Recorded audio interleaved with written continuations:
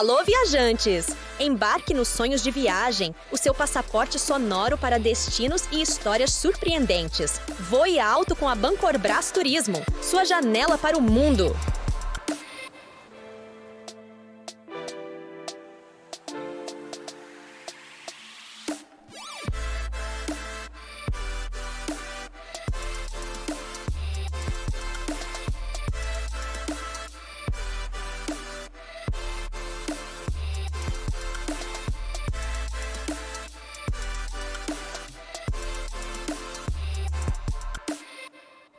Olá, viajantes sonhadores, sejam muito bem-vindos e muito bem-vindas ao Sonhos de Viagem, o podcast da Bancorbras Turismo, onde compartilhamos histórias, experiências e inspirações que tornam cada viagem um momento único. Nesse sexto episódio de agora, a gente vai explorar um tema que desperta os sentidos e transforma qualquer destino em uma experiência inesquecível, a gastronomia. Afinal, nada conecta mais as pessoas a um lugar do que os sabores, aromas e histórias que a gente pode contar através da comida. E para enriquecer essa conversa, a gente tem duas convidadas muito especiais. A primeira é a Luciana Barbo, que é jornalista com mais de 20 anos de experiência e um dos maiores nomes do jornalismo no Brasil, jornalismo gastronômico de ponta. A Luciana, que é referência quando o assunto é alimentação fora do lar, e suas dicas já passaram por veículos renomados como Rádio CBN, Portal Metrópolis e a revista Prazeres da Mesa. Atualmente ela comanda o Barbo News, um noticiário gastronômico semanal no Instagram, e escreve em seu site pessoal lucianabarbo.com.br. Além de amar cozinhar, Luciana também é uma estudiosa do universo dos vinhos, queijos, cafés e cervejas especiais. Nossa segunda entrevistada aqui é a Raquel Bandeira, que é empresária, criadora de conteúdo digital e especialista em conectar marcas e comunidades por meio de uma comunicação inteligente. Durante a pandemia, a Raquel começou a compartilhar alguns reviews de gastronomia bem sinceros e conquistou um público engajado com mais de 100 mil seguidores e milhões de visualizações mensais. Hoje ela trabalha exclusivamente com a internet, colaborando com grandes marcas e criando conteúdo que inspira e conecta apaixonados por gastronomia. Prepare-se para uma conversa deliciosa, repleta de histórias, dicas e insights sobre como a gastronomia pode transformar nossas viagens e nossas vidas. Então sentem-se à mesa com a gente, aproveitem um banquete de ideias e inspirações. Vamos começar? Dando boas-vindas para essas duas. Luciana, bem-vinda! E obrigada pelo convite, é uma honra estar aqui e poder compartilhar histórias. Raquel também, um prazer ter você aqui. Obrigada, Babi, também foi um prazer receber esse convite, acho que vai ser um papo muito legal para a gente dividir muitas coisas. Maravilha, e começar explicando, né? A gente fala de turismo gastronômico, você fala, todo turismo é gastronômico, todo lugar que a gente vai tem comida. A gente vai no restaurante, conhece. Mas, Luciana, tem um quê de especial quando você escolhe alguns destinos, e alguns desses destinos nacionais e internacionais, eles chamam muita atenção exatamente porque pisam a gente pela barriga. Para mim, quando eu vou viajar, o principal é a comida, o que eu vou comer nesse lugar. Então, é isso que me instiga a escolher um destino, né? Então, por exemplo, eu já estou aqui com uma lista de São Paulo para fazer enorme, porque é o principal destino gastronômico, por exemplo, do Brasil. E aí não adianta ir passar um mês. Posso ficar um ano lá e vai ter coisa para conhecer. Não, morei 2 anos e na minha lista está ainda enorme. Então, a gastronomia, para mim, é o que permeia mesmo todas as minhas viagens, né? Eu sempre começo por onde eu vou comer nesse lugar. E aí, claro que um ganha do outro se as atrações são mais interessantes, né? E você, Raquel, você também tem esse olhar bem focado quando viaja, principalmente para onde comer, reviews, essa busca incessante? É um foco, a gastronomia com certeza. Primeiro por um prazer pessoal, eu gosto da gastronomia, cresci apreciando. E hoje em dia também que eu trabalho com isso, eu sei que da mesma forma como eu gostaria de assistir, eu produzo meu conteúdo pensando nisso. Então, eu acho bem bacana. Confesso para vocês que, assim, eu gosto muito de como a gastronomia ela consegue permear. Então, eu faço um destino, eu vejo destinos turísticos, eu vejo questões culturais, eu vejo os programas para me divertir, mas sempre a gastronomia vai estar como uma coisa que fecha ali com chave de ouro. Então, eu sempre dou uma permeada de uma cultura mais local, com alguma coisa mais renomada, uma coisa mais da comunidade. E a gente consegue ir desde uma coisa que é renomada, às vezes um ticket médio mais alto, até às vezes é um quiosque que a população ali local ama, que não tem tanto esse renome, mas que tem a validação da galera, do povo, que é comida boa, que todo mundo gosta, e é por aí que eu vou. Então, lindo. Já vou começando, assim, sabendo de vocês, uma dica maravilhosa para quem está escutando ou vendo a gente. Como é que você faz essa curadoria? Você se conversa com pessoas da região, você busca pessoas daquele lugar que falam. Como é que você consegue fazer essa curadoria antes de você viajar, focando em gastronomia? Hoje em dia, eu acho que a maior ponte para minha curadoria, os tempos mudaram e eu gosto muito disso, são as redes sociais. Eu acho que a gente consegue, eu faço esse trabalho, mas junto comigo tem uma comunidade de muitas pessoas que querem falar as experiências, elas querem contar. Então, assim, eu particularmente, onde eu mais busco, porque eu vejo que não tem filtro, é o TikTok. Eu vejo que as pessoas, elas podem, como eu falei, foi uma coxinha gostosa. Às vezes, para um público do Instagram, não seria tão bonito, né? Dar uma foto tão bonita. A galera do TikTok já é muito mais desengessada. Então, assim, é uma comida bonita, numa esquina, não tô nem aí se vai dar uma foto boa ou não, as pessoas falam. Então, a gente consegue ter, eu pelo menos consigo ter um diálogo muito aberto de perguntar mesmo, pesquisar. Hoje em dia, se você vai, um exemplo, vou pra Nova York, vou ficar no Queens. Se você digita Queens, restaurantes, vão aparecer umas dicas bem orgânicas e assim, eu consigo ir vendo a opinião popular junto com alguns veículos também mais consolidados e aí eu formo a minha própria crítica de onde é que eu vou. E você, nesses 20 anos, né? Que antigamente a gente tinha que ter, sei lá, Guia Michelin, ela citou os Estados Unidos, né? The New York Times, para tentar achar alguma coisa. Hoje, como é que você mescla um pouco dessa e faz sua curadoria para montar o seu roteiro? Bom, eu pesquiso muito em sites especializados, né? Eu gosto muito da dica bem certeira. Sigo muitos chefes de cozinha e eles estão sempre viajando. Então, assim, você vai catando uma dica aqui, outra ali, de chefes de cozinha, de donos de restaurantes. O Instagram também é uma fonte para mim, né? De pesquisa. Eu estou sempre seguindo novas pessoas, né? Então, por exemplo, Nova York é uma cidade que eu amo viajar e é incrível como é em Nova York. Então, eu sigo vários perfis de Nova York que trazem dicas diferentes. E eu vou muito também, deixo a vida me levar. Então, por exemplo, eu gosto de ter essa liberdade de não ter sempre um roteiro muito fechado, para me dar essa mobilidade, né? Então, passei na frente de um lugar e, vou entrar aqui. Na última viagem que eu fiz a Nova York, por exemplo, eu fui comer no Momofuku, que é um lugar do David Chang, é um chefe super conceituado, e eu fui comer lá na sexta-feira da Paixão. E aí comi um lamen e tal, e andei ali ao redor. Tinha vários brechós ao redor do restaurante e tinha uma confeitaria vegana. E eu não sou tão adepta assim da comida vegana, e era vegana sem glúten, enfim. Tudo sem e glúten, aí eu falei, será que vai prestar isso? Mas eu me deixei levar. Aí eu falei assim, eu vou entrar aqui. Era super fofa. A dona era a pessoa que estava atendendo, então foi uma conversa muito bacana. O produto dela muito legal, a forma como ela se comunicava também muito legal. Então, assim, foi uma descoberta feliz. E é isso que eu acho que fazem vocês duas ter diferencial nessa... Se você seguir mais o que todo mundo está falando, você não vira uma referência, né? Não vira um reference voice, não vira uma descobridora, alguém que está fazendo esse caminho que você fez, você consegue ir, assim. Tem hora que dá tudo errado, tem hora que deve ter histórias, assim. Então, aqui, meu Deus, por que eu fui inventar de fazer isso? Mas tem as gratas surpresas, como essa confeitaria vegana. Exatamente, foi uma surpresa, assim, eu fiquei tão feliz de ter encontrado, e aí voltei para casa, assim, com o dia ganho, sabe? Sim. Porque eu fui num lugar que era um lugar que foi programado, mas me deixei também ali explorar aquela vizinhança e encontrar novos sabores. Maravilha. Foi muito legal. Nessas andanças, deixa a vida me levar, já caiu em cilada? Já teve lugar assim que, meu pai do céu... Ou foi caro, foi muito caro, foi muito ruim. Ou então...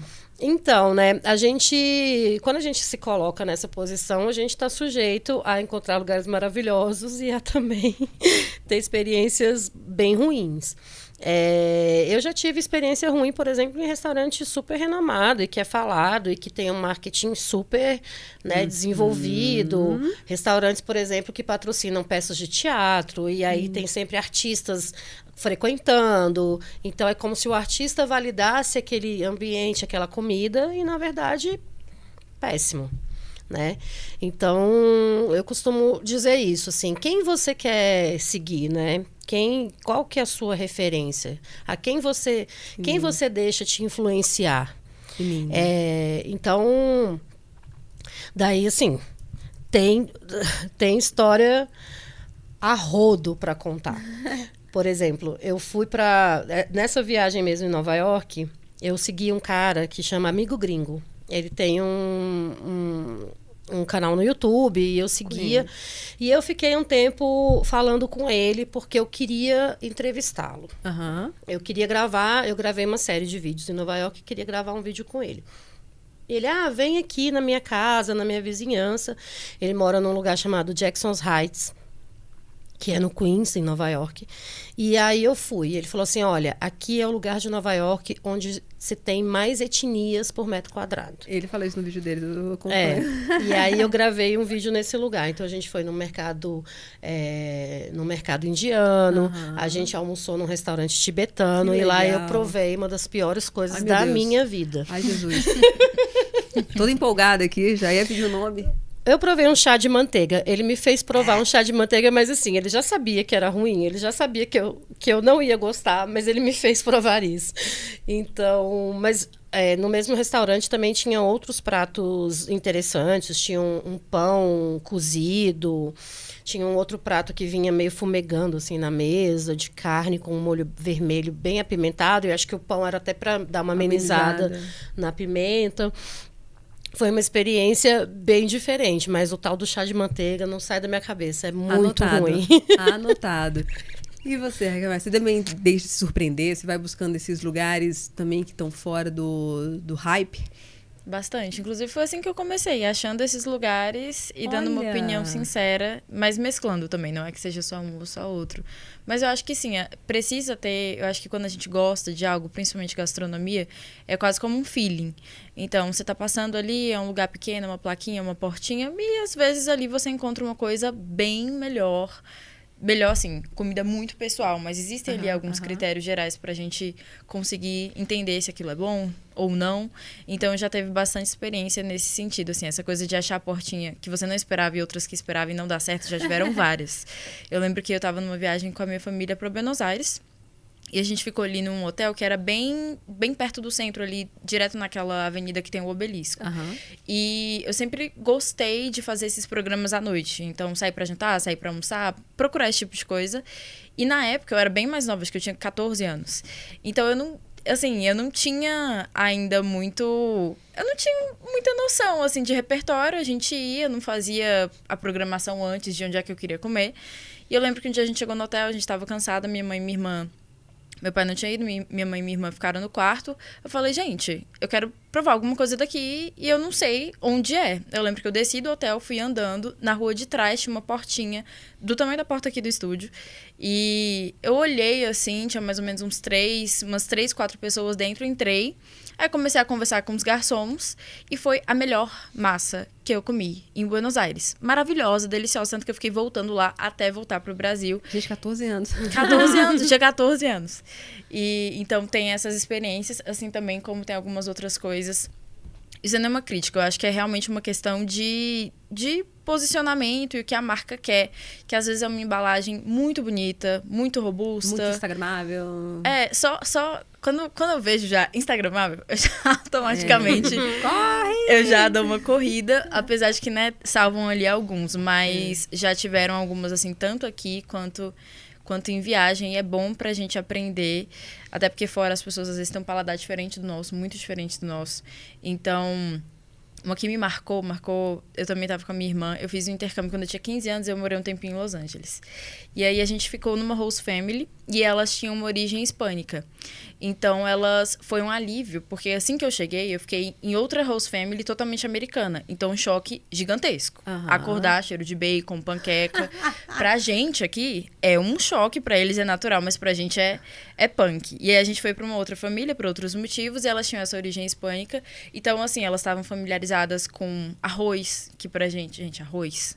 O brasileiro ficar sem arroz é difícil, ainda mais se você for morar num lugar.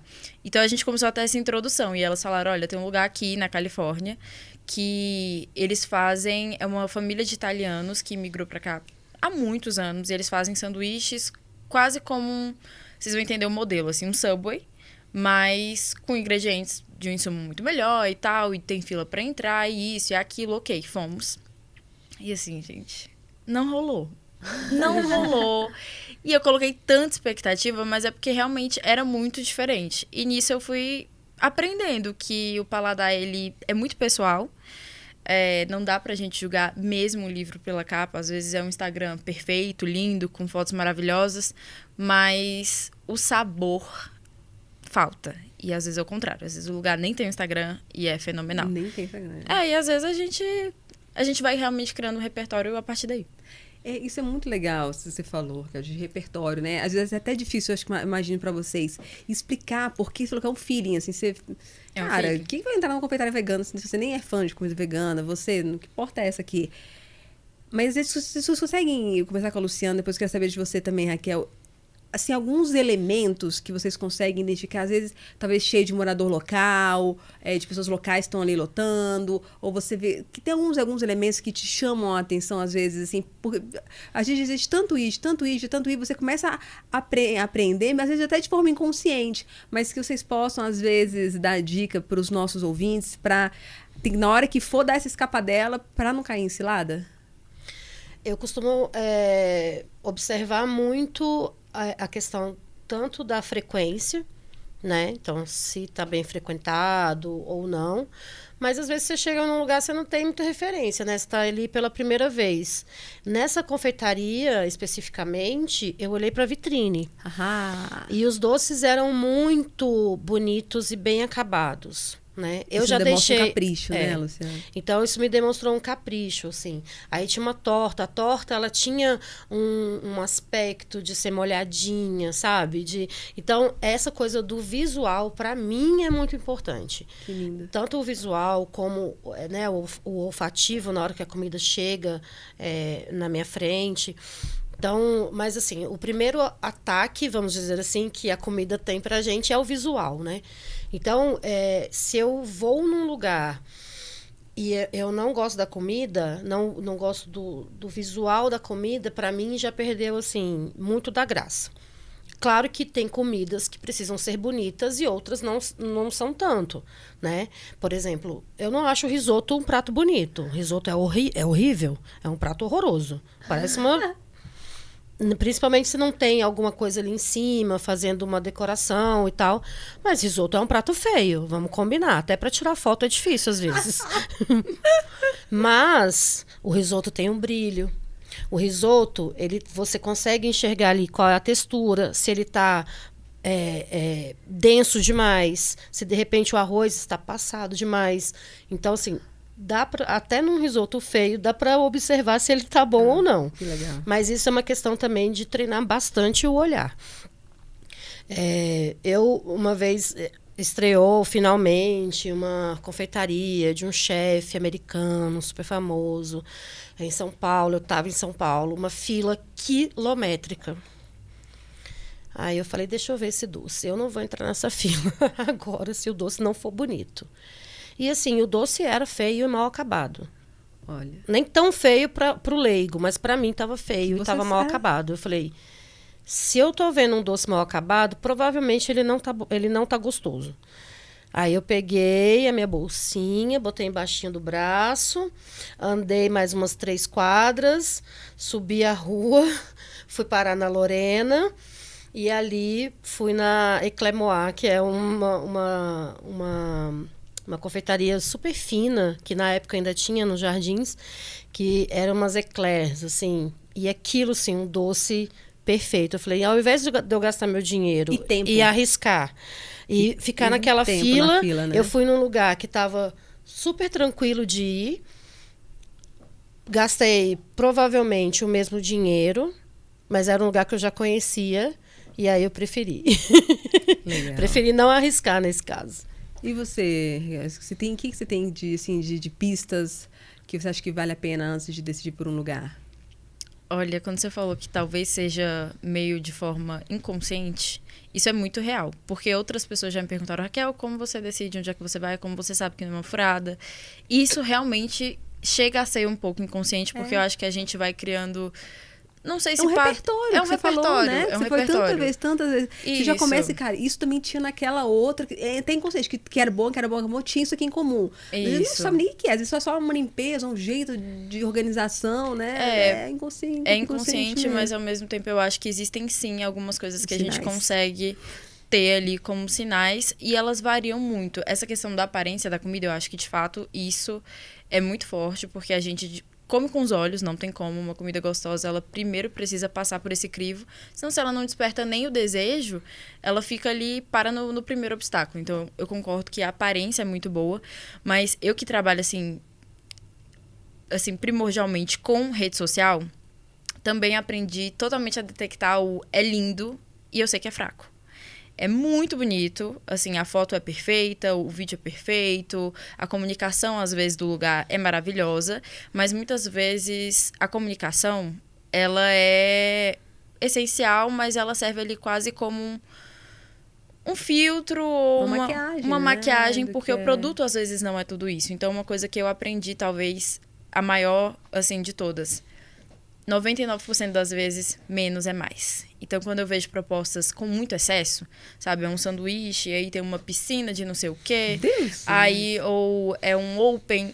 Essa questão mesmo, assim, são propostas para públicos diferentes e eu acho que cada um vai se identificando. Lindo, lindo, Raquel. É isso. Mas, pra mim, por exemplo, quando eu vejo uma coisa em excesso, não me desperta o desejo. Me gera uma sensação de... A comida, eu não vejo ela como uma doença ou como algo que vai adoecer as pessoas, como uma coisa que deve ser comida de uma forma compulsiva. Eu vejo como uma forma da pessoa que está por trás de se expressar. Então, assim, é um chefe que tem uma história de vida e aquela história de vida culminou num restaurante. E é muito interessante ver isso. A Luciana, com certeza, há muito mais tempo aí no mercado, sabe exatamente isso. Quando a gente para conhecer essas pessoas, a gastronomia, ela toma outra cara, porque você entende que cada prato é uma história inteira de uma pessoa traduzida em algo que você está comendo. Então, assim, parando para olhar a gastronomia com esse outro olhar, você entende que quando é uma coisa muito excessiva, extremamente voltada para o comercial, às vezes falta e peca na alma da comida, no sabor. Não tem espírito, né? Então, eu fujo bastante, assim, dessas propostas exageradas. Eu vou mais no equilíbrio e também não tem como. Eu acho que hoje em dia...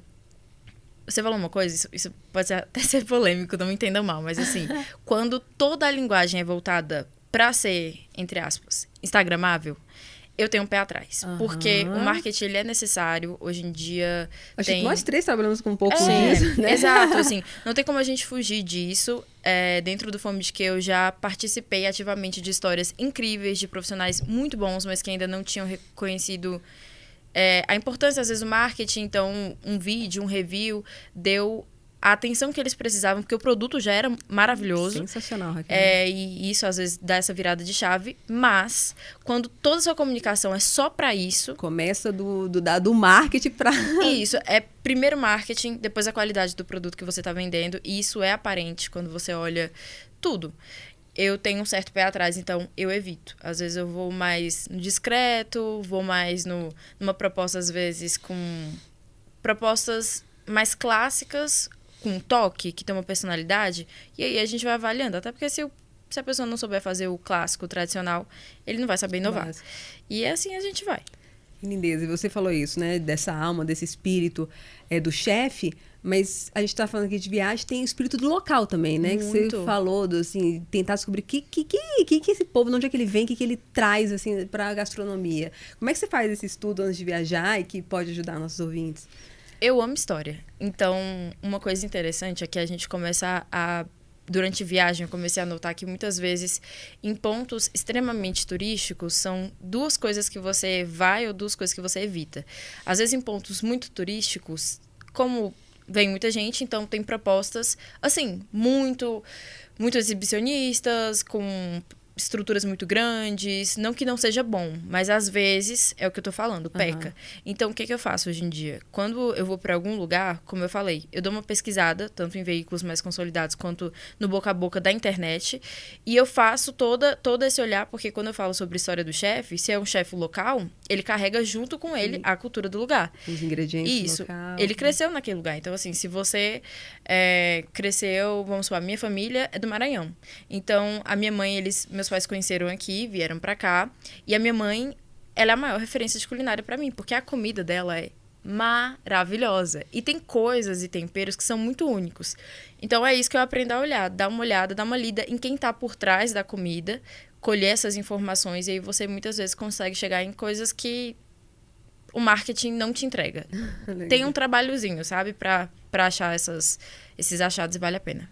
Como é que você faz? Você também tenta? Assim, São Paulo é uma gastronomia mais universal, né? Mas quando você vai para algum destino mais peculiar, você tenta buscar essas coisas mais regionais, que contem histórias na hora de viajar, que vai enriquecer seu repertório, não? Sim, eu sempre busco saber quais são os pratos típicos desse lugar, né?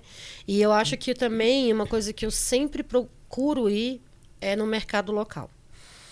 E isso, para mim, assim, é essencial. Vou numa cidade, eu quero ir no mercado. Eu quero saber o que essas pessoas compram lá para comer. O que tem de diferente. E isso eu trago muito da minha infância, né? Quando eu era pequena, o meu pai me levava para feira. Ai, feira vida. E aí, quando chegava na feira, ele pegava tudo que era diferente e me dava para comer. E assim eu fui construindo esse meu repertório também. Meu pai nem sabia, nem imaginava, imagina, que eu ia fazer isso. Mas eu acho que isso contribuiu muito para eu ser quem eu sou hoje e para eu ter essa paixão pela comida, para eu ter esse repertório olfativo, gustativo, porque eu sei, e também por ter essa vontade de provar novos sabores, né? A minha família é paraense. Então já começa daí, né? Tem uma história muito engraçada da minha avó, que ela fez o bolo de casamento do meu tio. Eu tinha 14 anos na época, e ela fez um bolo com recheio de cupuaçu. Naquela época, gente, isso a gente está falando de 30 e tantos anos atrás. O cupuaçu, ele não era conhecido em Brasília como ele é hoje. Nem no Brasil inteiro, não era. Então as pessoas começaram... Até hoje, estranhas para algumas pessoas, né? Então as pessoas começaram a comer o bolo e elas achavam que o bolo estava estragado, porque o cupuaçu é azedo. E minha avó congelou esse bolo, a gente comeu esse bolo o ano inteiro. A gente ia todo fim de semana na casa da minha avó e ela tirava um pedação do bolo e botava na mesa, porque ninguém quis comer o bolo. Então, assim, hoje a gente tem a internet, graças a Deus, que dá voz, né? E que mostra pra gente... culturas de diferentes estados e cidades. Às vezes, por exemplo, a comida que você come em Pernambuco é muito diferente da comida que você come no litoral e que você come no Agreste, né? Minha avó era do Agreste de Pernambuco. Então, assim, a minha outra avó. Então, assim, eu busco saber o que tem de típico. E o que as pessoas comem ali, a pessoa local, o que ela come, o que vende no mercado municipal, no mercado ali de rua, na feira de rua. Então, isso também baseia a minha lista de lugares, né, para ir. Por exemplo, a gente falou de São Paulo. São Paulo é um lugar tão diverso e que abriga tantas comidas diferentes. Tem uma coisa que eu sou doida para ir em São Paulo, que é o tal do cupim casqueirado. Vocês já ouviram falar disso? Olha, eu morei lá e nunca ouvi falar. Que é isso? Não sei de onde vem, para onde vai, mas... Casqueirado? Cupim casqueirado. O cara pega uma peça de cupim e ele passa uma farofa muito fina. Não é uma farofa, é uma farofa bem fina, parece um sal com tempero, enfim. E aí ele coloca na churrasqueira. E aí ele vai casqueirando. O casqueirar é tipo tirar umas fatias bem fininhas. Da onde isso vem?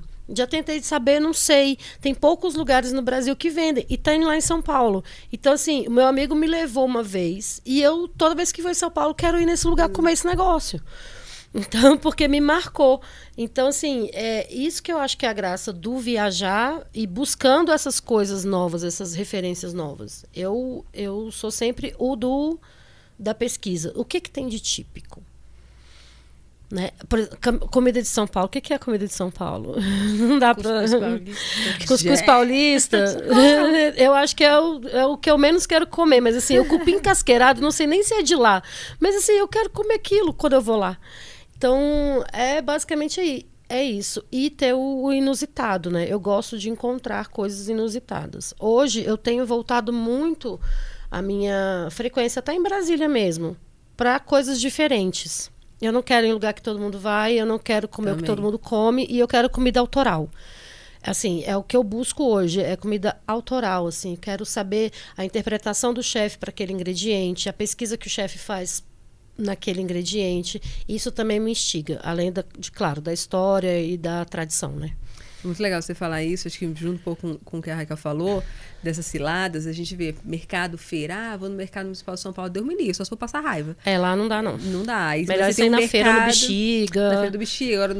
Agora também já tá virando hype, que é o mercado de Pinheiros, o mercado municipal de Pinheiros, que também tinha muita comida mais autêntica, alteral, gostosa.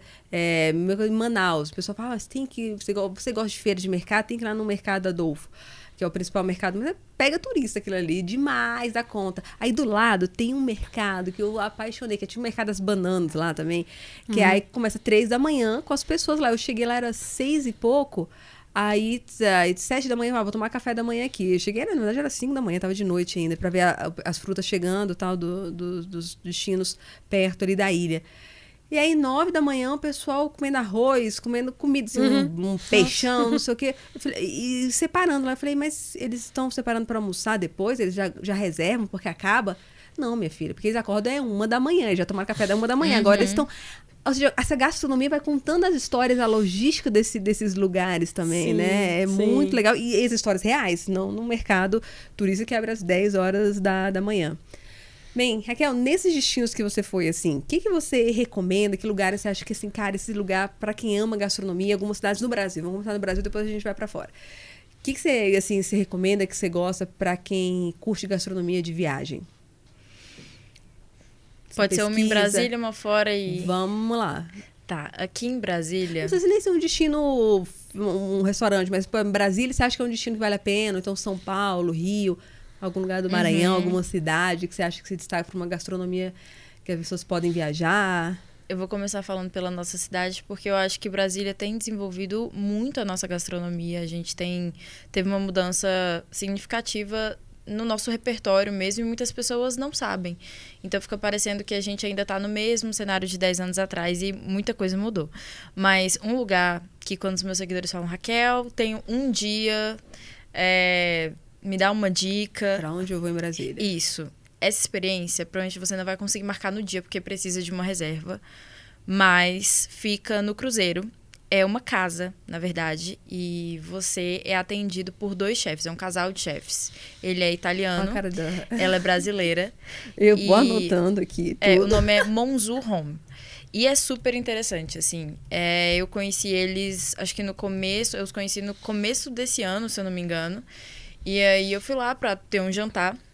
E é muito interessante porque, por ele ser italiano, esse nome Monzu, eles conversam o tempo inteiro, eles vão preparando na sua frente. Ele já foi, inclusive, jurado Ele foi um jurado especial do MasterChef da Nova Zelândia, que ele morava lá. E ele era dono do restaurante. Inclusive, se eu não me engano, eles se conheceram lá. Ele era dono do restaurante que ganhou como melhor da Nova Zelândia. Nossa, então, tá aqui no Cruzeiro!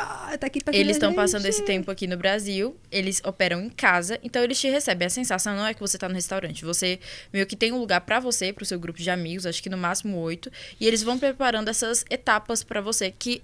Sinceramente, eu acho que foi a experiência gastronômica aqui em Brasília mais impressionante, com certeza, assim, uma das mais impressionantes da minha vida, porque cada prato conta uma história. Não existe um menu fixo, ele vai criando de acordo com o que tá mais fresco. Essa coisa que você falou das conexões que a gastronomia faz, da história. Na última vez, eu voltei neles agora, até para produzir um conteúdo que vai sair ano que vem, perdão. Vai sair ano que vem. E aí, uma das etapas, acho que foram 8 etapas, mais ou menos. Essa coisa do Monzu, ele é italiano, como eu tinha falado. O Monzu é o nome, o termo mesmo, ele explicando que é uma gastronomia muito específica, que anos atrás, quando teve uma mudança de parte da família, se não me engano, acho que era um pessoal da monarquia francesa foi para a Itália e eles tinham uma dificuldade de pronúncia, de falar monsieur. Os italianos não conseguiam falar monsieur, então falava monzu. E aí ficou esse termo, meio que uma mistura entre gastronomia italiana com a francesa. E aí a gente lá provando e tal, eu cheguei em casa contando pros meus pais, falando que tinha sido incrível, minha mãe tava lá em casa esse dia, meu pai também.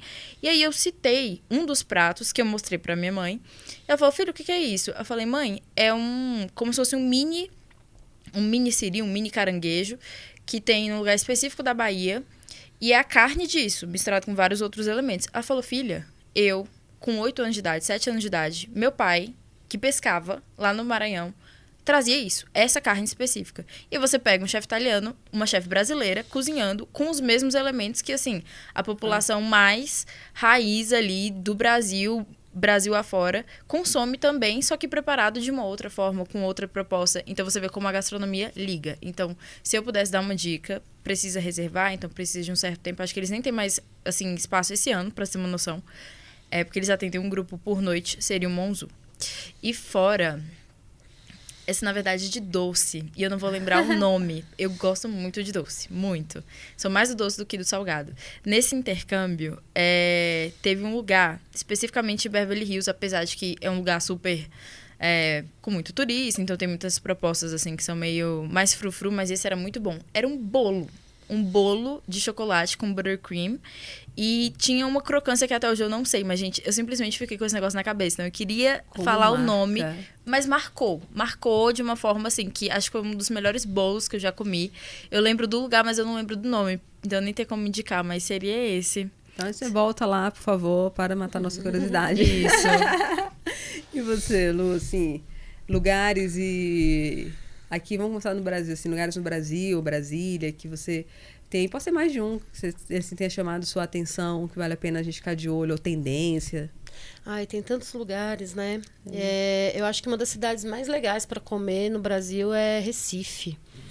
É uma cidade que às vezes não é tão falado, né? Mas assim, tem restaurantes incríveis lá, tipo Quina do Futuro, que é um dos melhores restaurantes japoneses que eu já fui, do André Saburó. O cara é especialista em atum. Ele desossa um atum assim, e eu comi lá bochecha de atum. O cara ele é tão especializado no negócio. O atum, ele tem um osso em forma de L no meio da bochecha. E o cara consegue tirar esse pedaço da bochecha e fazer 10 sashimis. É o máximo que ele consegue. Com muita maestria. E essa carne da bochecha do atum é uma coisa divina, assim. Acho que foi o melhor pedaço de atum que eu já comi na vida, assim. Ele derrete praticamente na boca. Então, é um cara incrível, assim. Acho que Salvador também é uma cidade... muito bacana para se comer. Você tem desde as baianas do acarajé. Eu sou apaixonada por acarajé. Eu quero comer acarajé todo fim de semana. E sou apaixonada por acarajé. Então você tem desde a baiana do acarajé, que é a coisa assim mais tradicional, né, de Salvador, e você tem o restaurante Origem, por exemplo, que é incrível esse restaurante. Eles fazem um menu degustação assim surpreendente, cheio de textura, cheio de elementos, e tem acidez, e tem umami. E é muito incrível, assim, uma das melhores experiências gastronômicas que eu já tive. Manaus também foi um lugar que eu fui, assim, e comi um tacacá, que apesar de a minha família é paraense, né? Então minha avó fazia tacacá em casa, enfim. Mas acho que o tacacá de Manaus é diferente. É diferente, mas é diferente. Eu não sei se é o tucupi que é diferente. Enfim, Belém também, incrível. Sei, tomar um tacacá na rua, assim, depois da chuva, que é a tradição, né? Você toma um tacacá depois da chuva. Mas aí você tem o Remanso do Peixe, que é o restaurante do Thiago Castanho, do Felipe Castanho, que é também, assim, incrível. Tem um camarão que eles empanam com tapioca. Ai, é divino, com aquela farinha flocada, né? Que parece isopor. E eles empanam, mas assim, é divino. Enfim, e aí você tem, cara, muitos lugares. Belo Horizonte também é incrível para comer.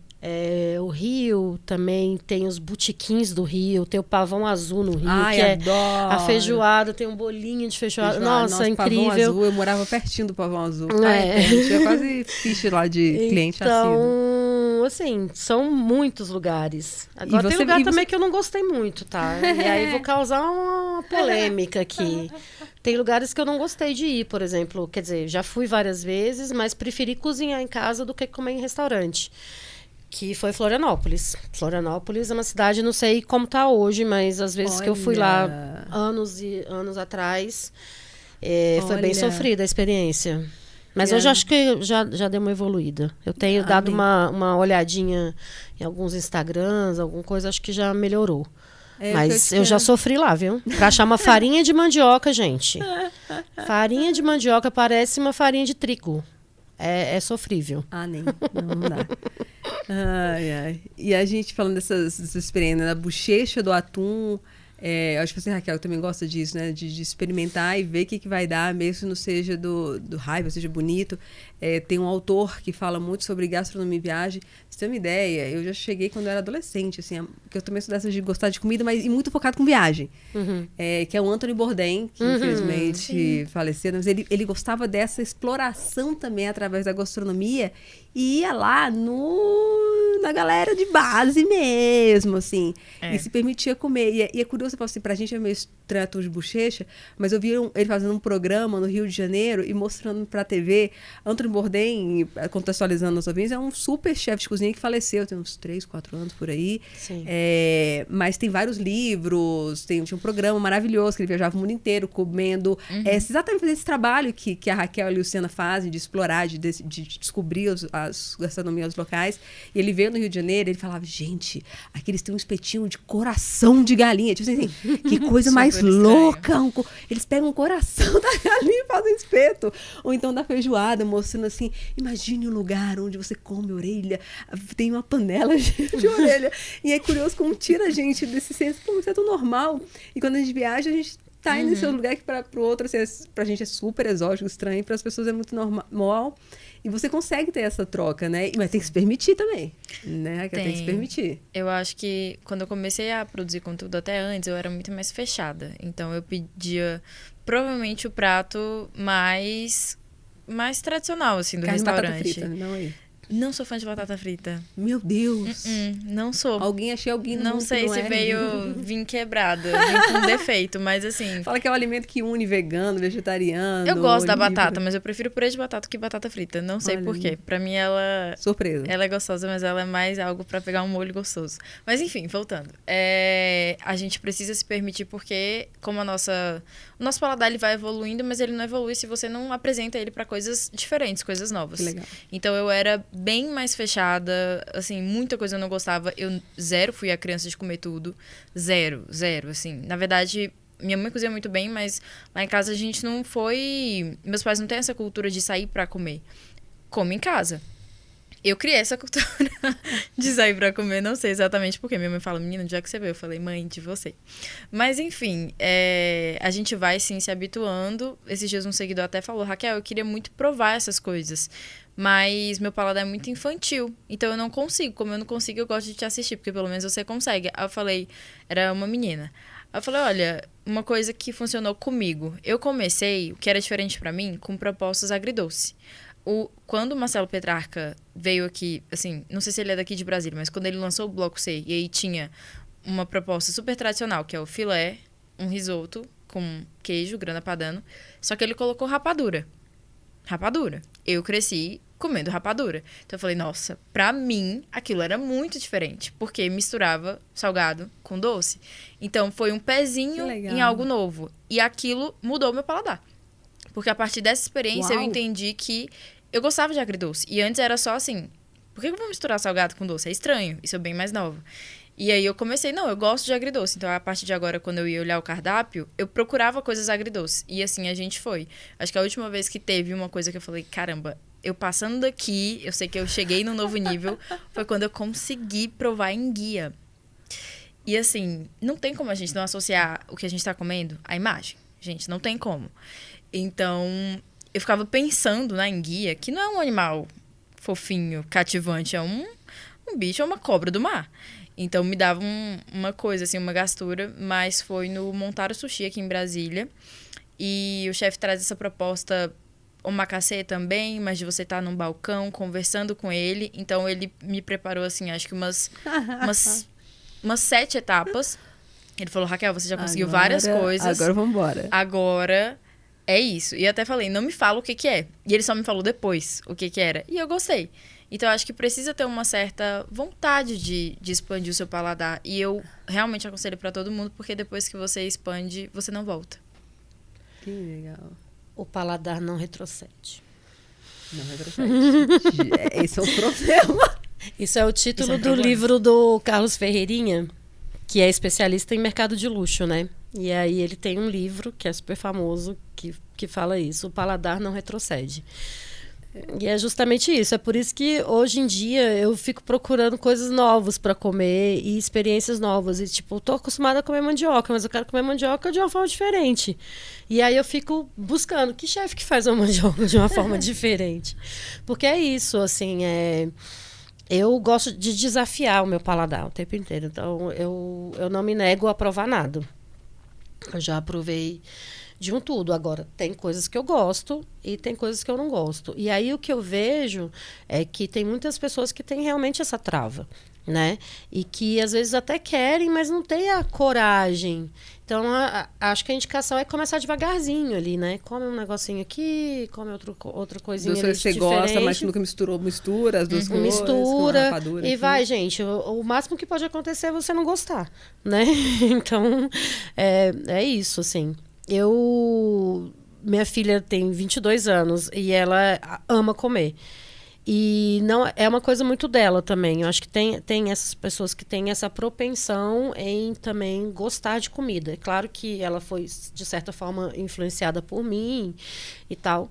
Mas ela comia rúcula aos 3 anos de idade, sem eu precisar convencê-la a comer a rúcula, né? E é um sabor bem diferente, picante. Não, no útero te mostra, assim, quando a gente tem uma pesquisa, eu achei maravilhosa. A mãe comendo cenoura, o bebê lá, comendo rúcula, mexendo com o neurônio, não. Sério? Sério, eu adoro essa pesquisa. Saiu recentemente. Eu, mãezinha, né, assim, eu acabei de ter um bebê, então, assim, tudo de pesquisa nova que tinha, mas com um paladar desde a barriga Que já é influenciado. Ó, a Cecília deve ter se influenciado dentro da barriga da mãe. Sim, super. E aí, assim, não, mas quando eu tive a Cecília, eu nem escrevi ainda sobre gastronomia. Eu comecei a escrever quando ela tinha já quase 1 aninho de idade. Mas, assim, eu sempre comi bem. E por conta dessa história que eu contei antes, do meu pai me levar para a feira, da gente ser uma família de paraenses em Brasília. Então, a gente sempre foi... Eu cresci sendo acostumada a sabores totalmente diferentes do que as outras pessoas costumavam comer. E eu fui levando isso muito para minha vida de sempre ser curiosa, né? Fora isso, sou taurina. Assim, sou pisciana, mas com ascendente em touro. Então, assim, o taurino, ele gosta de comer bem, ele gosta de conforto, ele gosta do hedonismo, né? Então, acho que eu cresci muito assim. E a Cecília assumiu um pouco isso. Talvez me observando, mas também é uma coisa um pouco dela. E hoje é uma festa, assim. A gente vai para o restaurante, o que a gente vai comer hoje? Aí, por exemplo, sábado ela falou, mãe, eu quero comer, tô a fim de comer pastel. E aí a gente foi comer o pastel. Tá, mas filha, mas eu vou comer pastel. Aí lembrei de uma marca, ela, não, mas tá fechado. Aí eu, tá, mas tu vai comer pastel aonde aqui na Zona Norte? Aí ela, não, vamos lá em tal lugar. Aí chegamos no tal lugar, na quadra, tinha um restaurante chinês. Ela, mas seria tão bom a gente comer um chinês, né, mãe? Aí eu falei, acho que eu tô mais propensa pro chinês, então vamos. Eu falei, você já comeu o lombo de porco com molho de gengibre? Ela, nossa, mas deve ser bom, hein, mãe? Vamos comer isso? Então, assim, estar com uma pessoa que gosta de comer, principalmente em viagem, gente, é bom demais. Eu amo viajar com a Cecília e com quem gosta de comer, porque é isso. Você não tem tempo ruim, sabe? A pessoa que viajar com alguém que gosta de comer é muito bacana. E de gente que sabe comer. É muito bom ter uma companhia que gosta de comer em viagem. Eu amo. E, aliás, é uma dica, né? Assim, viajar sozinho é legal também? Mas quando você viaja sozinho, você não tem essa coisa de pedir vários pratos, de provar mais de um sabor num restaurante. Olha que delícia, meu. Porque eu gosto muito disso, dessa coisa troca. do compartilhar. E aí, assim, às vezes é chato você viajar com uma pessoa que tem um paladar muito limitado. Então, assim, o convite que eu faço... É porque você gosta de gastronomia, arranje uns amigos. Arranje uns amigos que também gostam de comer. Orkut, né? Porque no Orkut você tinha lá umas comunidades. Viagem para comer. Falando de viagem para comer, é muito legal, né? Que o Brasil ganhou o World Travel Awards, que é o considerado o Oscar da gastronomia, como o melhor destino gastronômico da América do Sul 2024, né? Então, você vê, para vocês que atuam na área, né, de turismo, de gastronomia... É um prêmio tanto e mostra como a gente tem evoluído, né? Os destinos têm evoluído, prestando atenção nisso. Que como o turismo, como a gastronomia, traz gente. Praia atrai, museu atrai, história, festival, atrai. Mas comida atrai gente, né?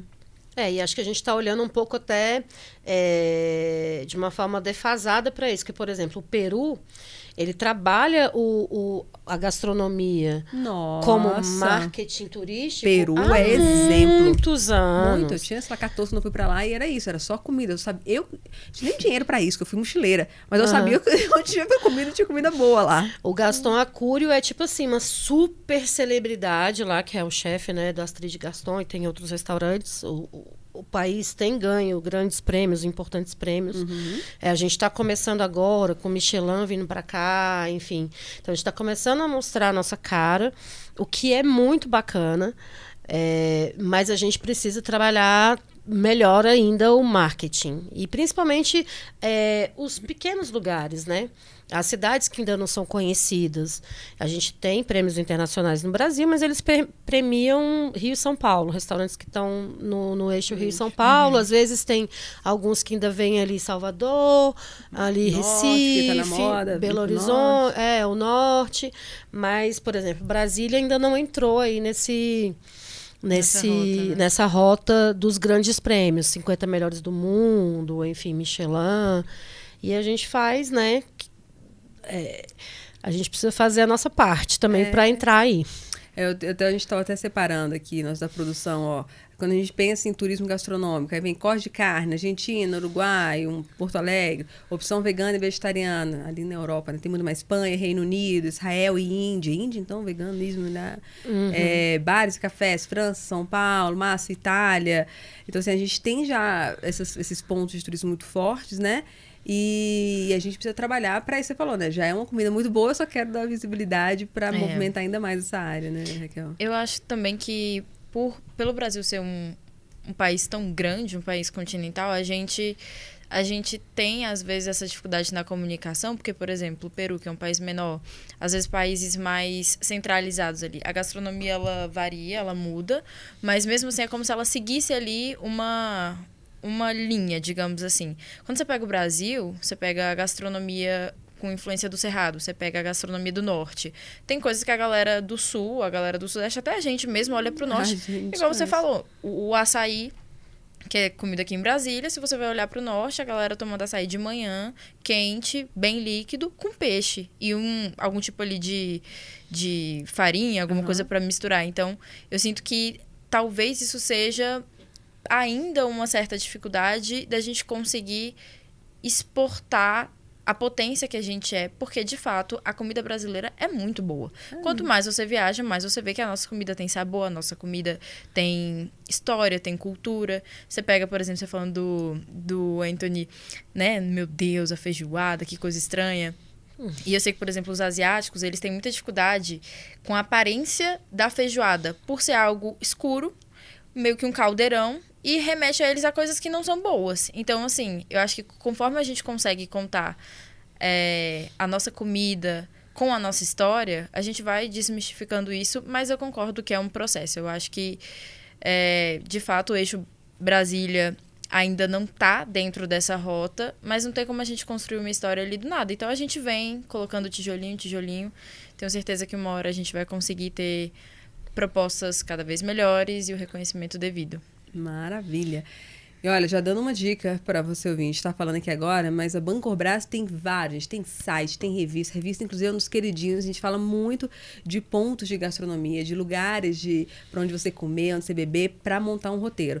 Então, eu até queria de vocês uma última dica, assim, para os nossos ouvintes. Vai montar um roteiro e vai colocar gastronomia, assim...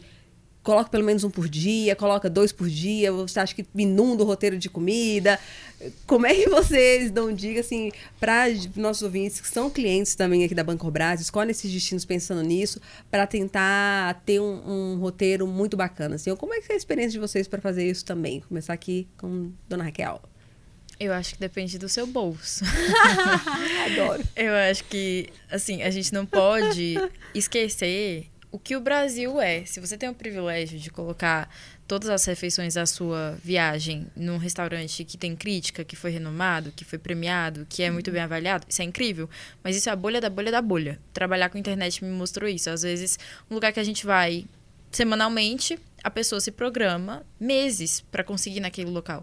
Então, a população brasileira, ela não tem acesso, ou não toda, né? Mas uma boa parte não consegue ter acesso a tantas coisas boas como a gente gostaria que tivesse. Mas, dentro ali da sua limitação, do seu orçamento, eu acho que se você quer ser essa pessoa que explora, porque, de fato, tem pessoas, como a Lu falou, tem pessoas que elas não querem gastar 1 centavo com uma experiência diferente de comida na viagem. Essa pessoa não tem dica pra ela. Tô brincando. Infelizmente, o podcast é esse. Mas, se você gosta de comer, eu acho que 1 por dia, colocando ali uma média. Legal. 1 por dia é bacana, ou se você vai ficar numa viagem mais longa, 2 por dia. E é interessante você olhar, como eu falei, dar uma pesquisada, entra nas redes sociais, ver o que as pessoas comentam pra você não gastar o seu dinheiro, às vezes, numa experiência cara que não vale a pena. Legal. E aí você vai montando ali dentro da sua limitação mesmo. Meu dinheiro permite isso? Legal, vou fazer numa viagem 3 lugares, assim, pra mim são essenciais. E assim você monta, consegue comer muito bem. Acho que não tem essa pressa, sabe? A comida, como a gente falou, o paladar, ele evolui, ele não retrocede. Então, cada experiência que você tiver, acho que o mais essencial é uma companhia muito boa, isso faz muita diferença. Esteja presente no momento, busque entender o que você está comendo, por que as coisas são da forma que são. É como se a gastronomia e os pratos adquirissem um novo sabor quando você dá essa importância, esse olhar mais atento ao que você está consumindo. E assim você vai construir, com certeza, memórias incríveis. E você, Lu? E não tem um negócio, né? Ainda tem que reservar. Como ela falou, assim, se você vai antes, reserva antes, né? Ainda tem isso, né, Lu? Eu acho que... Tem a questão do bolso, e isso é assim, um critério primordial, né, de se avaliar. Não é todo mundo que tem, né, dinheiro para ir no restaurante, almoçar e jantar num restaurante caro, enfim. Mas, assim, eu, falando de mim, né, do meu bolso, assim, eu sempre, também não tenho o bolso abastado, mas eu sempre elejo um lugar, assim, esse aqui é o meu objeto desejo, Legal. É esse daqui. E a gente vai ali equilibrando as contas com outros lugares que também são legais. Então, acho que é legal pesquisar nos veículos locais, saber, sei lá, nessa cidade tem um crítico gastronômico, o que ele diz sobre os lugares? Quem são os influenciadores que estão falando? Que chefes, né, estão aqui, acompanhar ali por um tempo, eu acho que é importante também antecipar. É isso, que é a reserva, né? Tem lugar que você vai, se fosse por em cima da hora, não precisa muito. Não, vai, e antecipar até mesmo a pesquisa, né? Você já sabe que você vai viajar ali dali 3 meses, já começa a olhar, não deixa para olhar em cima da hora, porque às vezes você perde também a oportunidade de um lugar que você fala assim, putz, esse lugar aqui, ó, não abre tal dia. Igual o ano passado eu fui para Belo Horizonte, ia ficar alguns dias ali, perdi o fim de semana fazendo outros programas, e o restaurante que eu queria ir, que era do Caio Soter, o Pacato, só abria depois na quarta-feira e eu ia embora na terça. Eu falei, não acredito que eu não fui no fim de semana no restaurante dele. Porque realmente fui deixando para lá e não fiz o roteiro como deveria. Olha aqui a pessoa. me entreti com outras atrações da cidade e deixei ali. Falei, putz, não vou conseguir no Caio Soter. E aí tô devendo a visita lá em BH. Mas enfim, acho que é isso. É se programar, olhar direitinho os horários de funcionamento, né, dos lugares que você quer ir, fazer mais ou menos ali um roteiro, deixar esse espacinho também para descobrir outros lugares. De repente, quero ir no restaurante almoçar, o que tem em volta desse restaurante? Já procura ali no Google Maps, enfim, para entender que, de repente, otimizar o tempo. Né? Fala assim, mas tem uma confeitaria legal, então eu não vou comer a sobremesa no restaurante, vou comer um sorvete ali na sorveteria. Então, assim, dá para otimizar quando você trabalha com antecedência e planejamento. Lindeza! Gente, agradecer demais as nossas convidadas, Raquel Bandeira, Luciana Barbo. Obrigada mesmo, assim, que delícia, literalmente. Adorei. Deu fome, sair daqui procurar uma coisinha. Ensaios legais. Vamos atrás. E fazer um convite para você. Ó, a gente falou sobre gastronomia hoje, mas o podcast Sonhos de Viagem tem um repertório maravilhoso também. A gente falou sobre viagens em maternidade, jornalismo histórico, para pessoas com algum tipo de deficiência, desafios, mas também maravilhas que você encontra no mundo hoje. Então, olha a diversidade do podcast Sonhos de Viagem, para todo mundo ganhar o Brasil e o mundo. Então, confira nas redes sociais da Bancorbras esses e outros episódios. Vem muito mais por aí. Te espero na próxima.